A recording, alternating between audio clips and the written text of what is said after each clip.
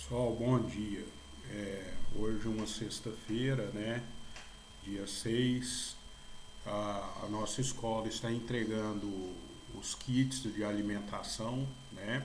E é bom que vocês compareçam lá e peguem esses kits de alimentação para poder ajudar a família, ao mesmo tempo a escola está participando, né, da atividade familiar de vocês, tá? Hoje nossa aula vai ser a iniciação científica, nós vamos falar da reprodução sexuada. Quando se ouve falar a palavra sexuada, logo se pensa em sexo, mas na verdade não é exatamente isso. A reprodução sexuada é aquela que envolve a união dos gametas. O que são os gametas? As células de reprodução. São células especiais que não fazem parte do nosso corpo, elas estão prontas apenas para a reprodução, né? E aí, o que acontece? Nós vamos ter elas com metade da nossa característica cromossômica, tá? Então, por que metade?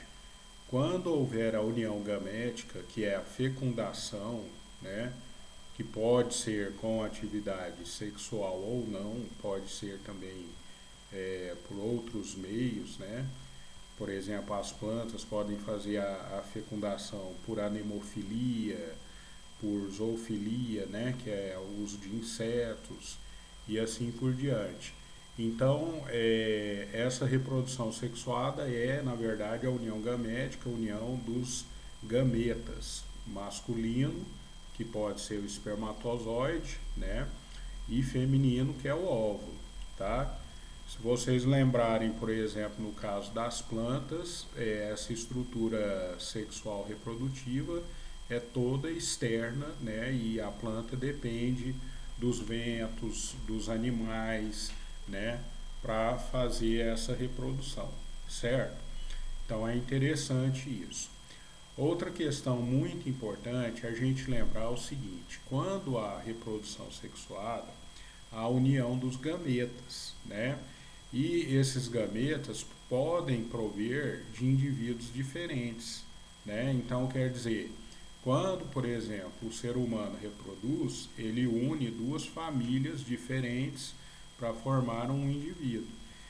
Ao fazer isso, o que vai acontecer? Nós vamos ter o aumento da quantidade de variedade cromossômica ou variedade genética. Então vai haver uma melhoria do plantel dos seres vivos, tá? Então, por exemplo, né, um pecuarista, ele quer ter boi próprio para corte, então ele faz a reprodução, né, entre a, a vaca e o touro melhor de carne. Então ele vai ter bons reprodutores e bons novilhos, né?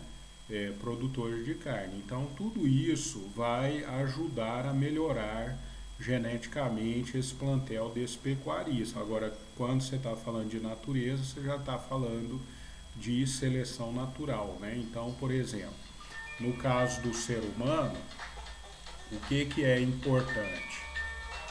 É importante que a gente tenha essa reprodução ligada a questões ambientais, né? Então, por exemplo, o uso da inteligência, o uso de equipamentos, né? Então, assim, a seleção natural ocorre dessa forma. Então, por exemplo, uma mulher humana, ela se atrai por um cara inteligente, um cara bem sucedido na vida. Um homem, né? Ele se atrai também para uma mulher inteligente, bem sucedida. Então, essas são características do ser humano. Outra questão muito importante é a gente lembrar o seguinte: conforme vai passando as gerações, nós vamos ter a melhoria condicionada a ambientes diferentes, né? Então, por exemplo, às vezes numa geração foi vantajoso para uma ave de rapina caçar ratos, porque ratos tinha em grande quantidade numa época. Porém, passado esse período de lá 100 anos, 200 anos, começa-se a ter uma escassez de ratos e um aumento de largatos. Então, esse pássaro, essa ave de rapina, começa a ter uma seleção natural para comer largatos. E aí também vai haver uma seleção reprodutiva nesse sentido. Né? Então, a reprodução sexuada leva a isso. Né? Então, é interessante, é muito legal estudar esse assunto. E qualquer dúvida, vocês me procurem lá no privado, no WhatsApp, né? Para estar tirando, certo? Nós vamos estar dispostos a estar tirando qualquer dúvida aí durante o dia, tá?